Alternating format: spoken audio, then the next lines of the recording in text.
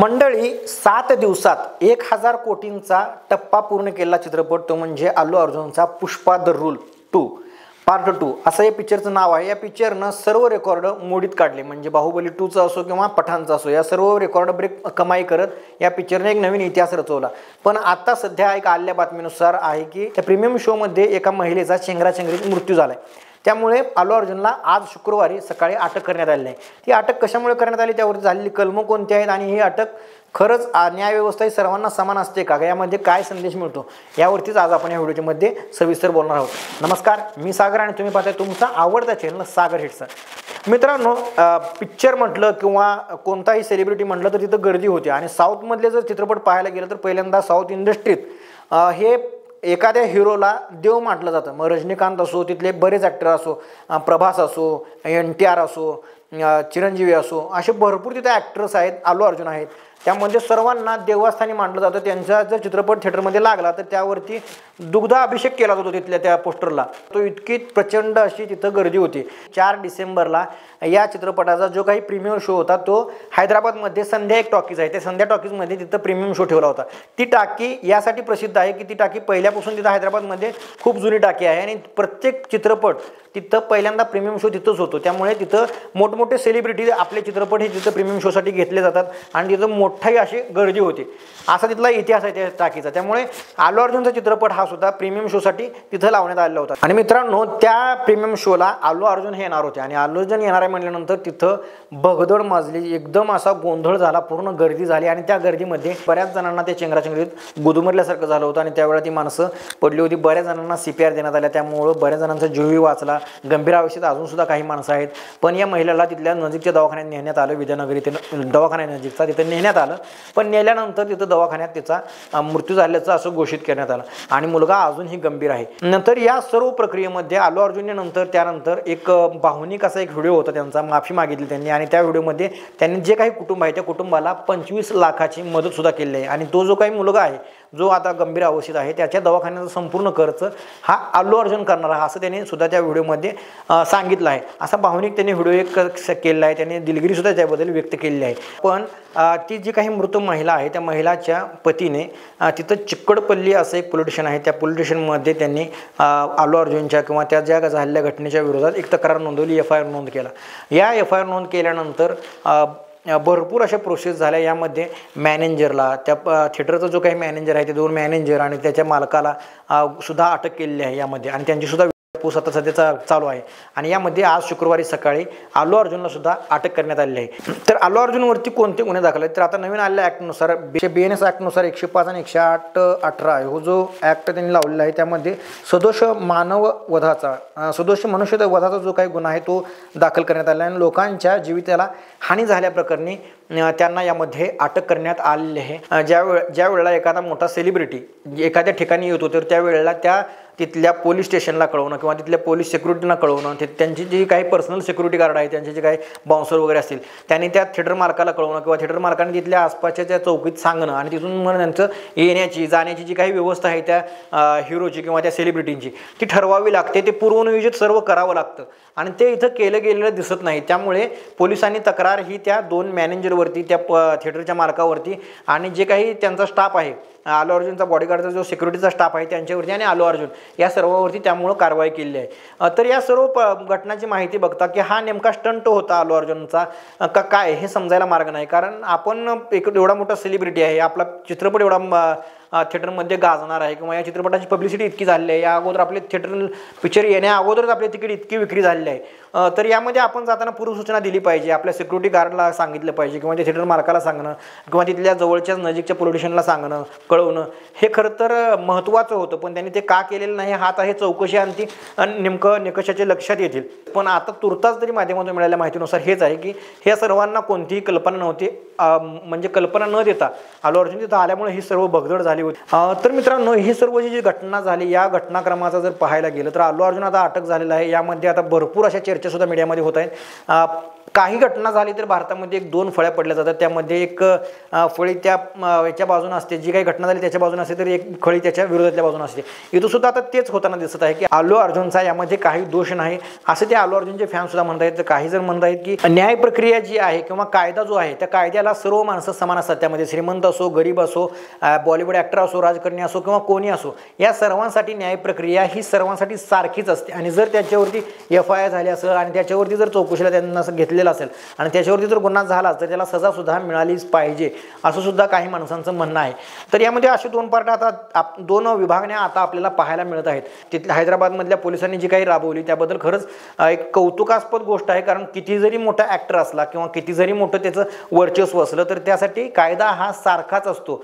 हा जो काही त्याने संदेश आता या माध्यमातून दिलाय, कौतुक करावं असा सुद्धा निर्णय म्हणायला गेलं तर हरकत नाही। आता फॅनबद्दल जर बोलायचं गेलं तर कोणत्याही व्यक्तीचे एक फॅन असतात आणि त्याबद्दल त्यांच्या चाहता वर्ग असतो, त्या चाहता वर्गाचं असं म्हणणंच असतं की हा आपल्या एखाद्या मोठ्या हिरोला किंवा आपल्या मोठ्या एखाद्या राजकारण्याला अटक होऊ नये। याबद्दल आता प्रदर्शनं सुद्धा होतील, कारण तिथला इतिहास तसा आहे। तिथलं जर बघायला गेलं तर तिथली बरीच मंडळी ही फिल्म इंडस्ट्रीतली असताना त्यांनी तिथून नंतर स्वतःचा पक्ष काढून स्वतःचे राजकारण करून त्यामधून अशी काही माणसं आहेत, आता NTR वगैरे जे काही आहेत त्यांच्या कुटुंबातले जर बघायला गेलं तर ते तिथं मुख्यमंत्री सुद्धा राहिलेले आहेत। म्हणजे त्यांच्या त्या चाहता वर्गाचा त्यांनी फायदा घेऊन असो किंवा चाहता वर्ग जितका आहे त्याचं त्यांनी राजकारणात रूपांतर करून स्वतःचे पक्ष काढून ते त्याचा राजकीय फायदा सुद्धा घेतात आणि त्यामधून ते राजकारणात सक्रिय होऊन एखादी मोठी मुख्यमंत्री पदापर्यंत सुद्धा ते मजल मारतात, असा तिथला इतिहास राहिलेला आहे। त्यामुळे तिथं आता अल्लू अर्जुनला असं झालं म्हणल्यानंतर चाहता वर्ग आता कोणती भूमिका घेतोय किंवा त्यासाठी आता नंतर आंदोलनं वगैरे अशा गोष्टी आता भारतात ह्या नॉर्मल झालेल्या आहेत खरं बघायला गेलं तर। कारण कुठं जरी आता गेलं तरी समर्थनात आणि विरोधात मोर्चे निघणं ही आता परंपराच जणू बनलेली आहे भारताची, असं सध्या वातावरण बघायला मिळते। पण जो काही तिथला निर्णय घेतला तो खरंच स्वागतार्ह आहे आणि चांगला निर्णय आहे, कारण न्याय किंवा कायद्यावरती जो सामान्यांचा किंवा जनमानसांचा जो काही विश्वास आहे तो बसणं हे महत्त्वाचं असतं। आणि त्याला हे उदाहरण जे काही उभा केलं तिथल्या कायदा सुव्यवस्थेने किंवा पोलीस प्रशासनानं ते खरंच योग्य आहे, कारण कायद्यापुढे आणि न्यायापुढे कोणताही व्यक्ती मोठा नसतो। तर तीच जर पद्धत आपल्या महाराष्ट्रात जर बघायला गेलं तर महाराष्ट्रात जी काय कायदा सुव्यवस्था जी काय असेल त्यावरती प्रश्नचिन्ह बऱ्याच वेळा उभा राहतात, कारण महाराष्ट्रामध्ये सुद्धा सलमान खान असो किंवा बरेच असे ॲक्टर्स आहेत आपल्यामधले। सलमान खान तर किती जणांना चिरडलं त्याने, किंवा काळविट्याचं प्रकरण असो, या प्रकरणामध्ये सलमान खानला आतापर्यंत कोणत्या विश्वासावरती बाहेर आहे तो किंवा कोणत्या कायद्याअंतर्गत हे सगळं झालेलं आहे हे जनमानसांना अजूनही काही माहिती नाही। याबद्दल मी मागितल्या वेळी सुद्धा व्हिडिओ बनवला होता की खरंच कायदा सुव्यवस्था असं का करतं। आता तो जरी बाहेर असला तर तो कोणत्या कायद्याअंतर्गत बाहेर आहे, की चिरडलं माणसांना तरी सुद्धा ती माणसं बाहेर फिरतात हे सुद्धा काही जणांना माहिती नाही। आणि ते सामान्यांना तो कायदा आहे का, तर सामान्यांना तो कायदा नाही। गरिबांसाठी न्याय पाहिजे आणि तो न्यायव्यवस्था जी काही टिकवण्याचा भाग आहे तो पोलीस प्रशासनाचा आणि तो कायद्याचा आहे, तो टिकवला पाहिजे ते ह्या उदाहरणावरून समजतं। त्यामुळे सगळीकडे असं जरी उदाहरणं झाली तर कायदा सुव्यवस्था आणि पोलीस प्रशासन यावरती सामान्य जनमानसांचा जी मनात जी काही एक भावना आहे ती भावना खरंच बदलण्याचा प्रयत्न यामधून होऊ शकतो। ती भारी ज्यांनी जी काही कारवाई केली, आता यामध्ये राजकारण होणार हे साहजिक आहे, कारण त्यांचा जो फॅमिली बॅकग्राऊंड आहे तो सुद्धा राजकीय बॅकग्राऊंड आहे, त्यामुळे त्यावरती राजकारण होईल, भरपूर आता पक्ष यामध्ये येतील, त्यामध्ये भरपूर हे होईल। पण त्याला आता सदा त्यामध्ये किंमत मिळते किंवा तो सुद्धा त्यामध्ये बाहेर येतोय हे सुद्धा पाहणं आता खरंच महत्त्वाचं आहे, कारण यावरतीच सर्वजणांचं लक्ष लागलेलं आहे। आता अशा घटना जर करायचं झालं तर माझं वैयक्तिक एक मत मी तुम्हाला सांगतो की अशी घटना घडतात यामध्ये सामान्यांचा बळी जातो। मित्रांनो, या सर्व गोष्टीमध्ये आपण, कारण हाथरसला सुद्धा एक घटना झाली, त्या घटनेवरती सुद्धा बऱ्याच जणांनी त्यावरती सांगितलं की तिथं सुद्धा चिरडू त्या चेंगराचेंगरीत माणसं कितीतरी मृत्युमुखी तिथं पडलेली आहेत। तर अशा घटना घडतात, या घटनेपासून आपण शिकणं गरजेचं आहे सामान्य माणसाने, की आपण तिथं जाणं कितपत योग्य आहे, लहान मुलांना नेणं कितपत योग्य आहे। चित्रपट हे जवळजवळ थिएटरला 1 महिना ते 2 महिना राहतात आणि इतका मोठा चित्रपट आहे तो, म्हणजे तर 3 ते 4 महिने सुद्धा हा चित्रपट चालू शकतो, इतका मोठा तो चित्रपट आहे। तर त्या चित्रपटाला आपण लहान मुलं घेऊन पहिला शो फर्स्ट शो बघण्याचं काही कारण आहे का, हे स्वतः आपण माणसं जनसामान्य म्हणून आपण सध्या डोक्यात घेणं हे गरजेचं आहे। कारण मी बऱ्याच ठिकाणी महाराष्ट्रात सुद्धा पाहिलं की सांगली जिल्ह्यातला जत तालुका हा दुष्काळी भाग आहे, तर जत तालुक्यामध्ये सुद्धा अशी घटना घडली, दुष्काळी भाग असून सुद्धा तिथं थिएटरला कधी गर्दी नसते. तर तिथं सुद्धा असं घडलं की त्या तिकीट काउंटरवरती दगडफेक झाली की तिकीट मिळाले नाही कारण तिकीट संपले, हाऊसफुल शो झाला. तर अशा सुद्धा घटना घडतात. माणसं इतकं अशी प्रभावी होतात त्या पिक्चरच्या बाबतीत. मला समजत नाही की एक चित्रपट हा 2 महिन्याला जर थिएटरला राहणार असेल किंवा 2 महिन्यानंतर टीव्हीला सुद्धा तो येतो, मान्य आहे आपल्याला की तो थिएटरमध्ये बघण्याचा अनुभव, एक्सपिरियन्स एक चांगला असतो. पण हाऊसफुल झाल्यानंतर ते थिएटर मालकांनी बसवावं कुठं, हाही एक प्रश्न आहे. आणि हा सामान्य असून आपल्या डोक्यात येत नाही.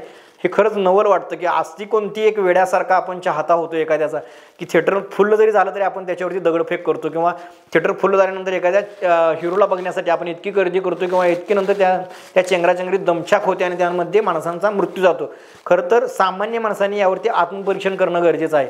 तर मित्रांनो, या सर्व गोष्टीमधून जर तात्पर्य घ्यायचं म्हटलं तर खरंच आपण कुठं जाताना तिथं गर्दी किती आहे, आपल्या लहान मुलांना कितपत घेऊन जाणं तिथं योग्य आहे, हा विचार सरासर आपण करावा. मेल्यानंतर पैसे 25 लाख देऊ द्या, नाहीतर 1 करोड देऊ द्या, कितीही दिलं तरी तो व्यक्ती रिटर्न येत नाही. या सर्व घटना काही जाणून बुजून केलेल्या नसतात. पण आपण आपल्या कुटुंबाची काळजी घेण्यासाठी आपण स्वतः विचार केला पाहिजे. ना की कोणी राजकीय नेता, ना की कोणी सेलिब्रिटी त्याचा विचार करणार आहे. कारण त्याचं प्रमोशन त्याच्या चित्रपटाचं करायचं आहे. एखाद्या राजकीय पक्षाची जर रॅली असेल तर त्याच्या राजकीय पक्षाला त्याला प्रमोट करायचं आहे, तो निवडून येण्यासाठी तिथे येतोय. त्यामुळे चेंगराचेंगरी किती तिथं होणार आहे किंवा तिथं माणसं किती येतील, मग आपण लहान मुलांना घेऊन जाणं किती योग्य आहे किंवा आपण स्वतःसुद्धा तितकं स्टेबल नसेल त्याला राजकारण त्या जर तिथं जाणं तर आपण किती लांब राहिलं पाहिजे त्यापासून, हा विचार आपण स्वतः करणं आता गरजेचं आहे. हा विचार आपण स्वतः कधी करणार आहोत हे एक प्रश्नचिन्ह आहे. कारण आपण एखाद्या राजकीय नेत्याचे असो किंवा एखाद्या सेलिब्रिटीचे असो किती वेड्यासारखं त्यांच्यावरती प्रेम करतोय. प्रेम केलंच पाहिजे कारण तो आपला आपण एक त्याला फॉलो करत असतो वगैरे. पण फॉलो करणं ही गोष्ट वेगळी किंवा त्याचा एक चाहता असणं गोष्ट वेगळी. पण त्या चेंगराचेंगरीत जाऊन आपण मरणं ही खरं तर दुःखदायक अशी घटना आहे. हैदराबाद पोलीस स्टेशन चिक्कडपल्ली यांनी जे काही निर्णय घेतला आणि त्यांनी सांगितलं सुद्धा असं आहे की यामध्ये कोणीही मोठा असो छोटा असो कोणीही असो सर्वांवर कारवाई, जो दोषी असेल त्याच्यावरती कारवाई आम्ही करणार असं त्यांनी स्टेटमेंट. या सर्व प्रकरणाबद्दल तुमच्या मनात काय आहे आणि तुम्हाला काय वाटतं हे आम्हाला कमेंट करून प्रतिक्रिया नक्कीच कळवा. भेटू असाच एक माहितीपूर्ण नंतर व्हिडिओ घेऊन. तोपर्यंत धन्यवाद. जय महाराष्ट्र.